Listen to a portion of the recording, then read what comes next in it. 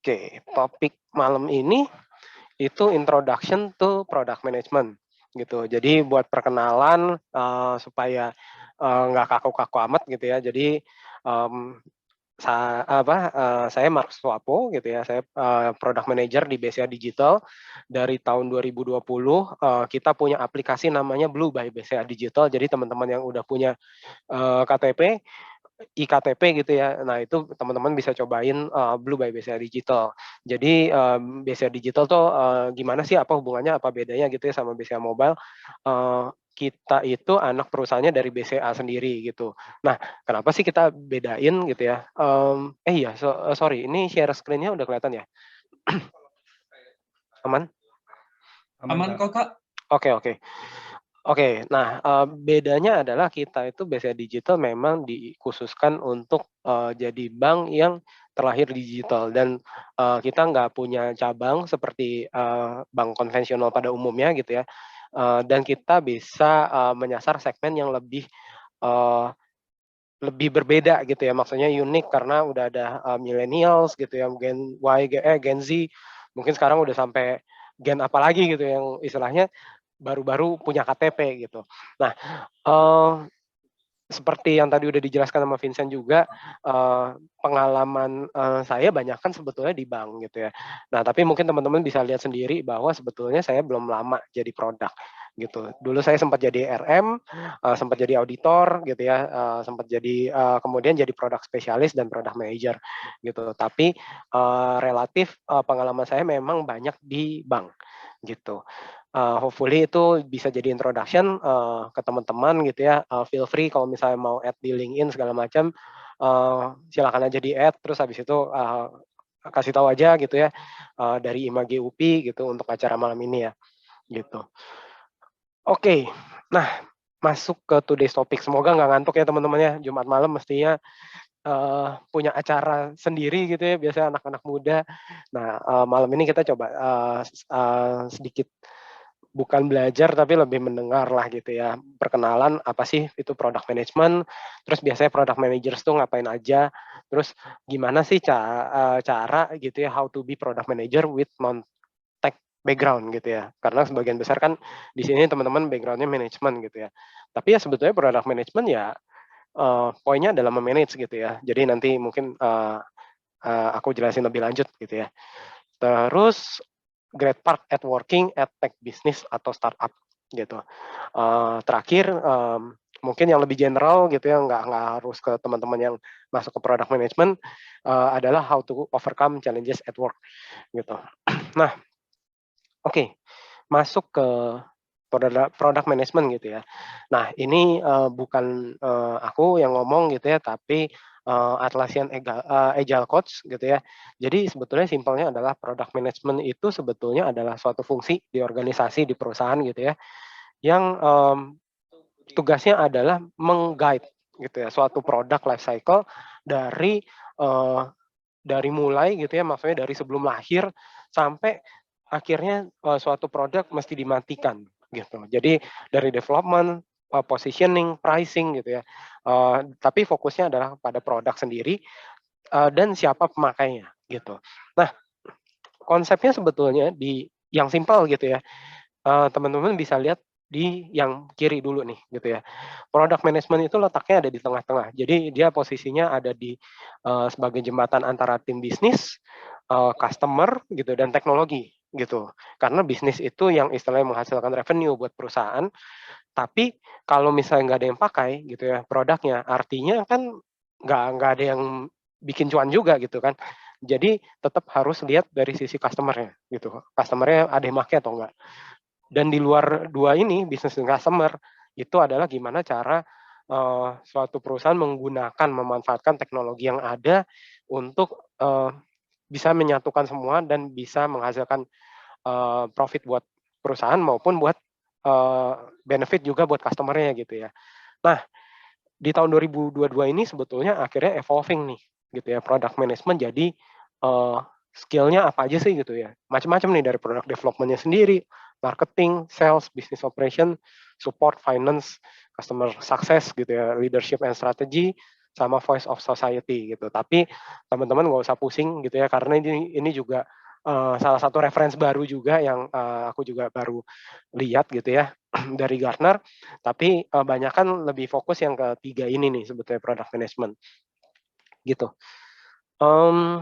Nah sehari-harinya product managers ngapain sih gitu ya. Jadi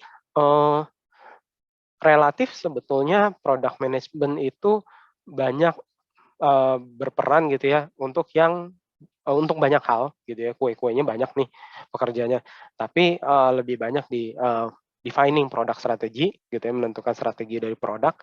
Terus mereka berkolaborasi gitu ya dengan technical dan design function gitu ya. Jadi tim UI UX segala macam itu tadi yang terkait dengan customer gitu ya, tim technical yang terkait dengan teknisnya, lalu kemudian menentukan defining product requirement gitu. Nah, 3 besar ini sebetulnya yang biasanya product managers lakukan gitu.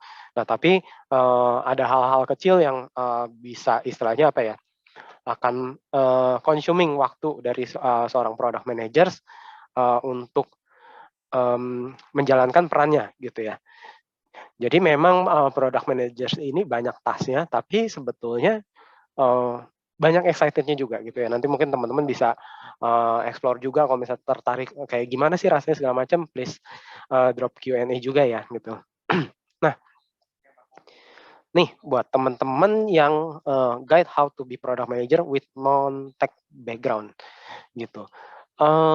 Mungkin ada yang pertanyaan gitu ya, aduh kalau misalnya product manager kan berhubungan sama IT, development gitu ya, pengembangan segala macam, perlu bisa coding nggak sih gitu ya? Coding itu sama sekali bukan, sebetulnya bukan tugas utama dari, mmm, product manager. Jadi, non-tech background itu sangat-sangat memungkinkan gitu ya. Tapi gimana caranya teman-teman yang dari product management gitu ya, dari manajemen, bisa istilahnya kalau misalnya bagusnya apa sih kalau misalnya kita tahu pengetahuan tech adalah, untuk lebih tahu, oh sebetulnya kalau di belakang itu pengembangannya kayak apa sih gitu. Sekedar tahu aja, kulit-kulitnya aja cukup gitu, tapi nggak harus sampai bisa coding gitu. Nah itu mungkin persepsi, yang biasanya banyak, istilahnya cukup menakutkan gitu ya untuk teman-teman yang dari bukan non-tech background gitu. Nah, tapi gimana caranya kita, coba catch up gitu ya, dengan, pekerjaan yang ada sekarang gitu. Nah, eee, yang pertama itu adalah yang pasti search course gitu ya that can cover the gap gitu. Technical course if needed itu biasanya kalau misalnya untuk pekerjaan-pekerjaan yang produknya memang sangat-sangat teknikal banget gitu ya. Jadi misalnya, eee, kalau misalnya di bank itu kita kan kerjasama sama biller agregator. Jadi mungkin teman-teman kalau misalnya punya mobile banking ada fitur misalnya untuk top up pulsa gitu ya. Nah, yang nyiapin pulsanya itu sebetulnya bukan dari banknya kan gitu. Mereka mesti hubungan sama operator-operator itu gitu kan. Operator seluler gitu, misalnya Telkomsel, Indosat, XL dan segalanya gitu. Nah, eee, biasanya yang sangat-sangat teknikal itu adalah yang menyediakan servis itu untuk ke si bank, biasanya, gitu. Tapi ya balik, sebetulnya kita nggak harus bisa coding untuk itu. Nah, terus yang kedua, attend hackathons gitu ya, atau, community product, gitu. Nah, since aku juga, eee, saat ini berperan gitu ya, dapat tanggung jawab sebagai, head of product, community leader gitu ya. Nah, kita juga punya Apiary Product Community gitu. Nanti teman-teman kalau misalnya tertarik untuk, product management bisa, ikut gabung di Telegram-nya gitu ya. Nah, ketiga cari good mentors gitu ya, will always help gitu. Nah good mentorsnya gimana nih? Kalau misalnya teman-teman belum memulai kerja, sebetulnya dengan masuk ke community, tadi itu banyak banget teman-teman, product manager yang pengalaman yang bisa jadi mentor juga gitu. Atau mungkin kalau misalnya masuk ke perusahaan kan mungkin ada seniornya gitu segala macam. Coba cari yang istilahnya, mentors yang, akan bantu untuk, develop pengetahuan teman-teman gitu ya dalam product management. Nah, tapi sebetulnya yang nggak kalah penting adalah sebetulnya product manager tuh juga punya skill-skill non teknikal yang mesti dikembangin. gitu. Yang pertama communication, karena tadi banyak berkolaborasi gitu ya sama bagian-bagian lain. Terus yang kedua strategic thinking gitu, karena tadi salah satu tugasnya adalah product manager itu harus bisa menentukan kayak, "Nih produk mau dibawa kemana sih?" Gitu ya. Kenapa akhirnya misalnya suatu perusahaan kayak Gojek akhirnya memutuskan untuk menjadi super app yang bisa melayani nggak cuma transportasi tapi bisa melayani sampai dengan pesan makanan, kirim barang dan sebagainya gitu. Nah itu part of product strategic juga. Lalu yang kelima itu adalah untuk cari pekerjaannya sebetulnya adalah cari internship program untuk di product manager gitu. Nah ini juga kalau aku lihat sih memang banyak beberapa perusahaan yang mulai buka nih gitu ya. Jadi mungkin di sela-sela semesterannya teman-teman gitu, nah bisa cari tuh internship yang 1 bulan, 2 bulan gitu ya, untuk istilahnya bisa tahu sebetulnya daily jobnya product manager kayak gimana gitu. Nah itu mungkin guide-nya untuk jadi product manager gitu ya, walaupun non-tech background. Jadi sama sekali bukanlah halangan gitu ya untuk jadi product manager walaupun bukan tech background gitu. Nah, ini sebetulnya great part of and on working at tech business atau startup. Sebetulnya untuk yang ini aku nggak terlalu related gitu ya, karena memang background aku banking. Tapi karena BCA Digital itu juga salah satu startup gitu ya, ibaratnya kita juga start dari zero sama sekali gitu ya. Jadi aku ngerasain nih gitu, maksudnya ngerasain, oh kalau bank digital tuh kayak gimana sih gitu. Jadi great partnya apa gitu. Yang pertama many things to learn gitu. Jadi learning curve kalian itu akan berkembang jauh lebih banyak dibanding kalian misalnya masuk ke perusahaan-perusahaan yang sudah settle gitu ya. Maksudnya yang mungkin masuk ke suatu perusahaan misalnya kayak sort of misalnya kayak FMCG misalnya kayak Unilever atau apa gitu. Kalian akan diassign ke satu tim dan istilahnya ya kalian akan taunya di bagian itu aja. Nah, tapi waktu kalau misalnya masuk ke startup, itu benar-benar kalian bisa kayak cross banyak kerjaan gitu ya, kerjanya sedikit gaduh-gaduh lah gitu. Nah, terus yang kedua adalah, nah ini salah satu yang menarik juga buat aku, have a chance to build something from scratch gitu. Jadi di tahun 2020 itu kemarin kita belum launching aplikasi Blue. Nah, gimana caranya istilahnya tim BCA Digital saat itu bikin bareng-bareng something from scratch. Jadi kita tuh bukan kerja di bank, sebetulnya ngerasanya gitu ya, ngerasanya adalah bukan kerja di bank tapi kita bikin bank gitu. Nah itu something yang great part yang bisa dirasain teman-teman waktu masuk ke perusahaan yang baru mulai gitu ya, atau di tech business. Terus yang ketiga, nah biasanya teman-teman yang kerja dengan kolega segala macam. Nah, biasanya relatif teman-teman yang di startup atau tech bisnis itu uh, lebih young gitu ya, lebih muda dibanding yang kalau misalnya perusahaannya udah settle segala macam gitu. Dan biasanya bosnya juga muda juga gitu. Terus yang keempat, kalau misalnya teman-teman bisa perform gitu ya, sebetulnya kesempatan untuk excel the career gitu ya, itu juga jauh lebih terbuka gitu ya, karena kan biasanya mereka akan lagi expand gede-gedean. Nah, kalau misalnya teman-teman perform itu biasanya akan lebih, oh ya, akan dilihat nih bahwa oh ini tuh sebetulnya ngerjain siapa, dan itu bisa jadi nilai jual teman-teman untuk excel the career gitu. Dan itu juga istilahnya bisa juga jadi excel the career nggak cuma di perusahaan sendiri ya gitu, tapi maksudnya bisa dibawa juga ke perusahaan-perusahaan berikutnya gitu. Nah, oke. Nah, ini sebetulnya udah lebih general gitu ya. Gimana nggak harus product manager, tapi mungkin teman-teman yang di manajemen UPI gitu ya bisa pakai juga nih gitu nanti waktu masuk ke dunia kerja gitu. Jadi gimana sih bayangannya kalau misalnya teman-teman menghadapi challenges gitu ya di pekerjaan.